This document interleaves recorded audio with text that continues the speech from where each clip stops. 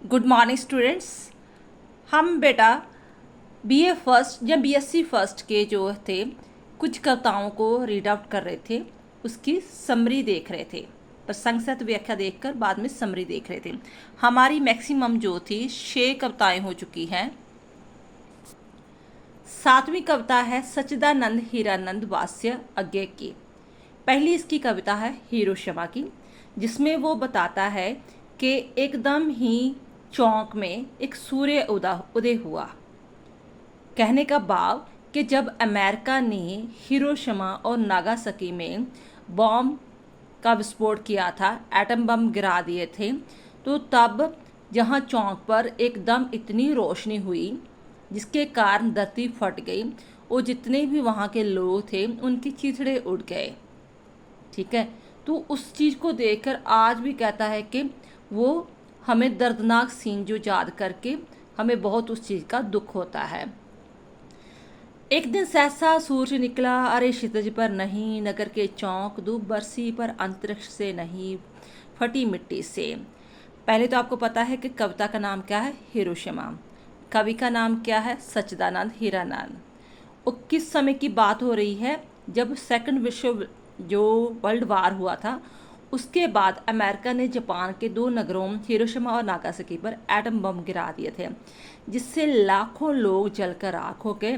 कभी उसी दुर्घटना का चित्रण करते हुए कहता है, जैसे ही हिरोशिमा पर बम गिराया गया इतना प्रकाश फैला कि मानो सूरज ही निकल आया हो। ये सूर्य कोई आकाश में क्षितिज में नहीं निकला था, ये कहाँ निकला था, नगर के चौक में।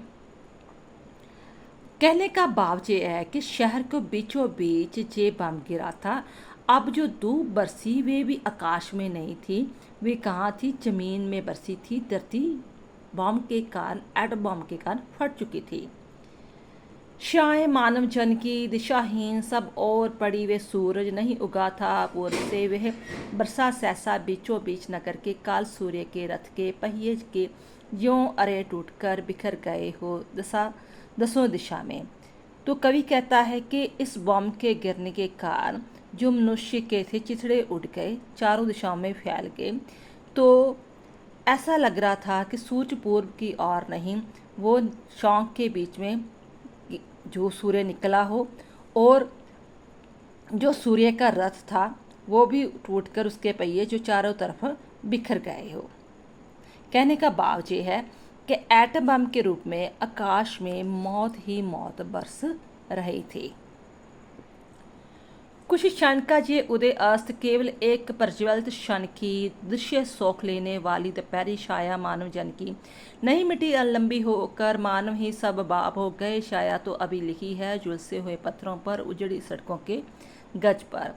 कहते हैं कि ये कुछ ज़्यादा समय नहीं लगा, थोड़े ही समय में, क्षण भंगर में ही ऐसा एकदम प्रकाश फैला कि मानव जाति की जो थी छाएं चारों तरफ फैल गई।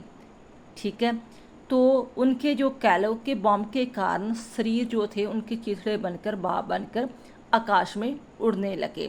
तो अभी भी कहीं कहीं सड़कों के बीच में या पत्थरों के बीच में उनके जो चिन्ह दिखाई देते हैं, जहाँ जहाँ पर बॉम्ब के कारण लोगों की बॉडी गिरी थी, उनकी लाश के जो चिन्ह वो दिखाई देते हैं।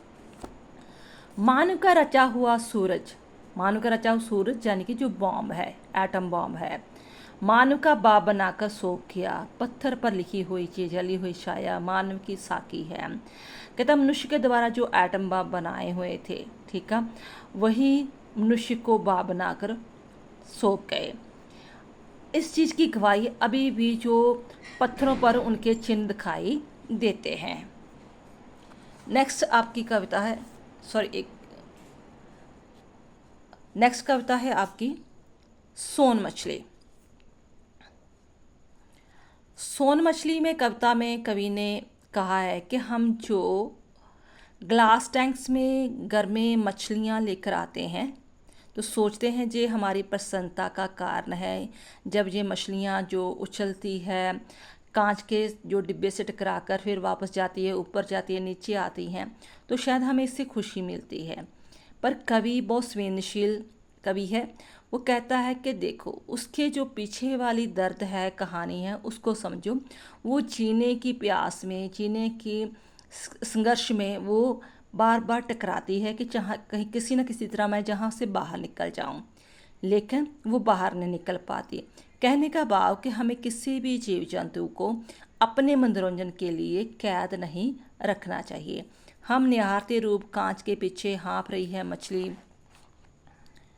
रूप तृषा भी और कांच के पीछे है जिजीविषा भी। पहले तो प्रसंग क्या है, प्रस्तुत लघु कविता प्रयोगवादी कवि अज्ञे द्वारा लिखी गई है। जरूरी नहीं कि आपने पूरा कवि का नाम लिखना है। किताब का नाम क्या है, काव्य कुंज है। कविता का नाम क्या है, सोन मछली है। तो क्या कहना चाहा है कि मछली का जीने के लिए जो संघर्ष दर्शाते हुए कवि कहता है कि हम तथाकथित सभ्य जो संस्कृति लोग होते हैं अपने घरों में मछली पालने वाले ग्लास टैंक्स की मछलियाँ पाल लेते हैं। संवेदनशील कवि कहता कि मछली को हाँफती और कांच के टकराता देखकर कहता कि हमारे लिए सुनहरी मछली को ताकते रहते हैं। कवि कहता है कि मछली का सांस लेने के लिए हाँफना, शीशे के बार बार टकराना हमें अनदेखा कर देते हैं। ये हमारे लिए सौंदर्य का आनंद लेने, सौंदर्य से तृप्ति पाने का साधन मात्र है। परंतु कांच के पीछे केवल सौंदर्य ही प्यासा नहीं है। सौंदर्य मछली का हाँफना, छटपटाना, जीवन मुक्ति के लिए तड़फना, ये चीज़ें हमें एहसास करनी चाहिए। कहने का भाव कि किसी भी जीव जंतु को कैद नहीं करना चाहिए। नेक्स्ट है नदी का द्वीप। जहाँ नदी बोला गया है समाज को, द्वीप बोला गया है इंसानों को, व्यक्तियों को। क्योंकि जो कवि है वो व्यक्तिवादी विचारधारा का अनुयायी है, तो वो कहता है कि समाज का तभी विकास होगा जब आप खुद अपना विकास करते हो, आप अपनी अलग सी पहचान बना कर रखो, कुछ ना कुछ लाइफ में ज़रूर करो। यह नहीं कि आप एक टोटली समाज का हिस्सा ही बन जाओ और आपकी कोई दुनिया में पहचान ही ना हो। जैसे मान लो जो द्वीप होते हैं नदी के पास, अगर द्वीप जो नदी में मिल जाए तो वो उल्टा रास्ता ही ब्लॉक करेंगे, उसे कुछ देंगे नहीं। उसकी रेता जो है, जो गंदगी है वो मिक्स हो जाएगी तो नदी को गंदला ही करेंगे, कुछ देंगे नहीं। इसी तरह इंसान जो एक बार दुनिया में आता है, अगर लाइफ में कुछ नहीं करता, ठीक है, अलग पहचान नहीं बनाता, समाज को कुछ देता नहीं है, तो वो भी एक इसी तरह ही है कि जैसे समाज को गंदला करने के समान ही है। ठीक है, तो हम नदी के द्वीप हैं। हम नहीं कहते कि हमको छोड़कर स्रोतस्वानी बह जाएं। वे हमें आकार देती है, हमारे कौन गलियां अंतरीब उबार से कतकूल सब गलाइयाँ उसकी गाड़ी है, माँ है वे, इससे से हमें बने हैं, किंतु हम है द्वीप, हमारा दारा नहीं है, हम दारा नहीं है। कवि कहता है कि जो समाज है एक नदी की तरह है और हम जो है एक द्वीप की तरह हैं। तो हम नहीं कहते कि हम समाज से अलग होकर पहचान बना लेंगे, लेकिन हमें पता है कि ये नदियाँ या ये समाज ही हमें कौन गलियाँ अंतरीप उबार मुक्त कुल देते हैं। कहने का भाव कि हम समाज में ही अपनी सारी पर्सनैलिटी डेवलप करते हैं। पर फिर भी ये ही नहीं कि आप समाज में टोटली मिक्सअप हो जाओ, आप खुद के लिए करो ना कुछ, कहो कि समाज ही हमारे लिए सब कुछ करे, हमें कुछ करने की ज़रूरत ही नहीं। हमें भी लाइफ में स्ट्रगल करके कुछ लाइफ में कुछ बनना चाहिए और समाज को कुछ देनी चाहिए, अपनी अलग पहचान बनानी चाहिए। इसी तरह ही ये बाकी सेम टू सेम ही कविता की प्रसंग सहित व्याख्या मैं सिर्फ आपको सार पढ़कर अब बता दूंगी, क्योंकि वही चीज़ें बार बार रिपीट हो रही है। ठीक है, को कहने का भाव कि अगर आपको इससे रिलेटेड कोई भी लाइनें आती है तो आप प्रसंग सहित व्याख्या लिख सकते हो।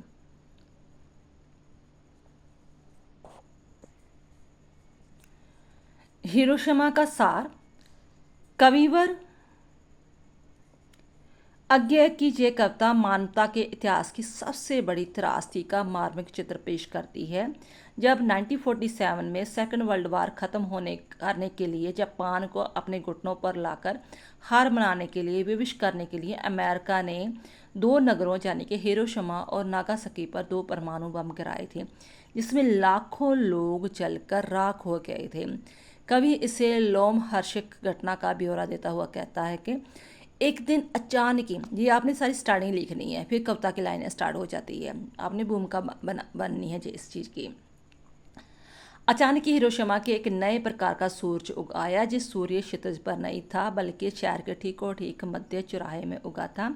कहने का भाव कि परमाणु बम फटने के कारण इतना भयंकर विस्फोट हुआ कि प्रकाश फैला मानो सूर्य उदय हो गया हो। यह सूर्य मानो आकाश में नहीं बल्कि हिरोशिमा की मिट्टी से उगा हो। जैसे परमाणु विस्फोट हुआ, शहर की सारी आबादी छाया बनकर रह गई, अर्थात जलकर खाक हो गई।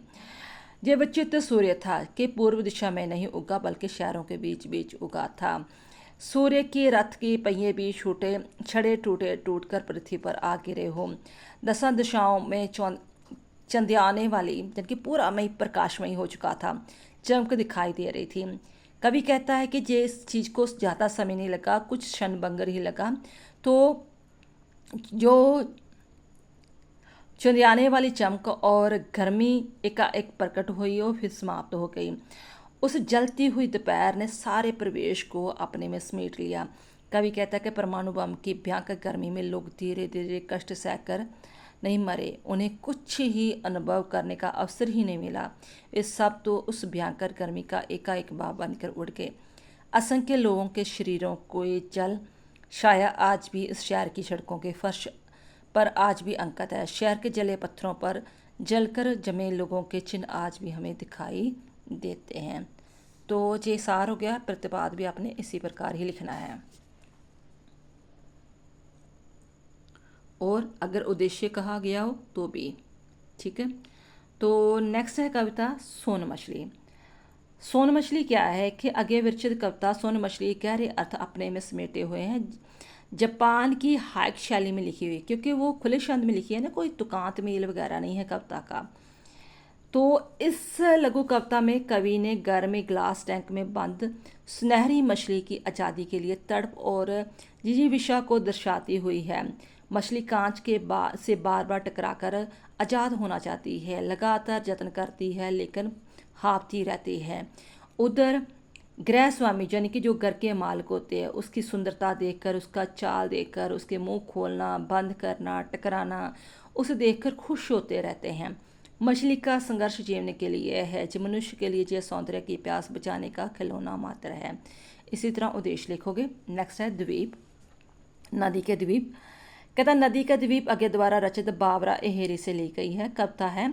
इस कविता ने कवि ने समाज और परंपरा से पारस्परिक संबंधों पर अपने विचार व्यक्त करते हुए कहा है, हम नदी के द्वीप हैं। हमें नहीं चाहते कि नदी की धारा हमें छोड़कर बह जाए, इसके बिना हम नहीं रह सकते। नदी हमारा निर्माण करती है, हमारी माँ है, उसी गोद में बैठकर उसकी ममता का हमने आनंद लिया है। विशाल भूखंड से मिलाती है, ये विशाल भूखंड हमारा पिता है।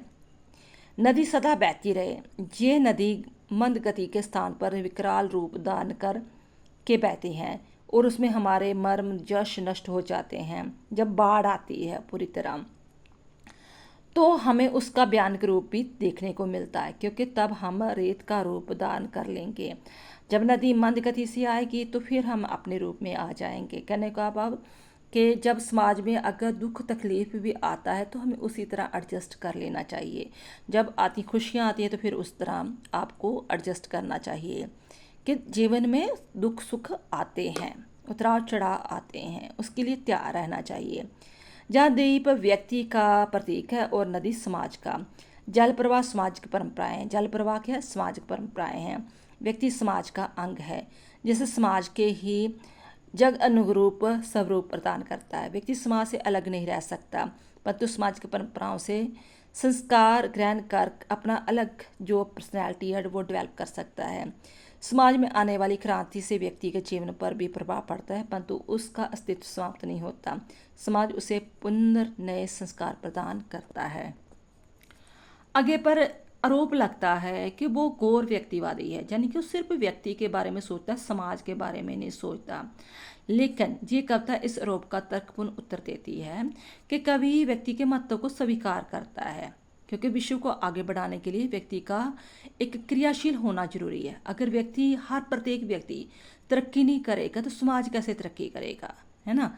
समाज तो तभी तरक्की करेगा ना क्योंकि व्यक्ति से समाज बनता है। तो व्यक्ति कहेगा नहीं कि मुझे ज़रूरत नहीं है अपनी पर्सनैलिटी डेवलप करने के लिए, कोई जॉब करने के लिए, कमाने के लिए, तो मैं समाज पर ही निर्भर रह जाता हूँ, तो कब तक रहेगा। तो ये तो समाज की तरक्की नहीं ना हुई। व्यक्ति अपने लिए उपयोगी होगा तभी समाज के काम आएगा।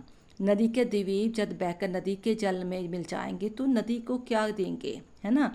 तो नदी का जल उल्टा गंदला ही करेंगे, स्वयं भी खुद मिट जाएंगे।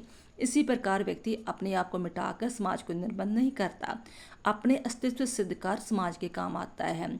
अगर कहते हैं ना मेरे पास कुछ होगा तो फिर ही मैं आपको दे सकूंगी, अगर मेरे पास कुछ है नहीं तो मैं आपको क्या दूंगी।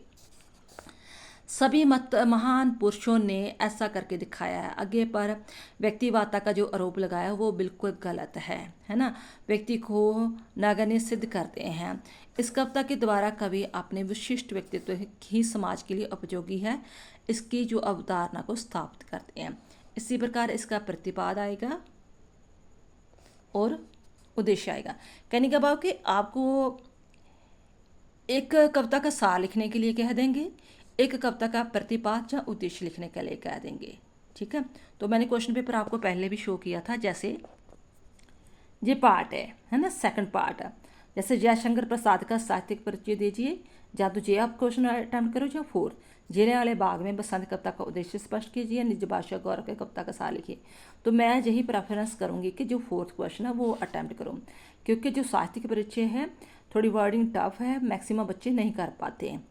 तो 99% तो बच्चे यही जो इजी लगती है, क्योंकि आपने प्रसंग से व्याख्या भी करनी होती है, तो उसी से सारा कुछ ये सार उद्देश्य आ जाता है। एक तो 20 नंबर का जे क्वेश्चन हो गया, 20 का जे हो गया 40 नंबर, और 5th क्वेश्चन फिर आपने मान लो कि जे सेकंड अटैम्प्ट कर दिया। 60 नंबर का क्वेश्चन आप कविता से ही अटैम्प्ट कर रहे हो, इसलिए ज़रूरी इन चीज़ों को समझो। थैंक्स बेटा।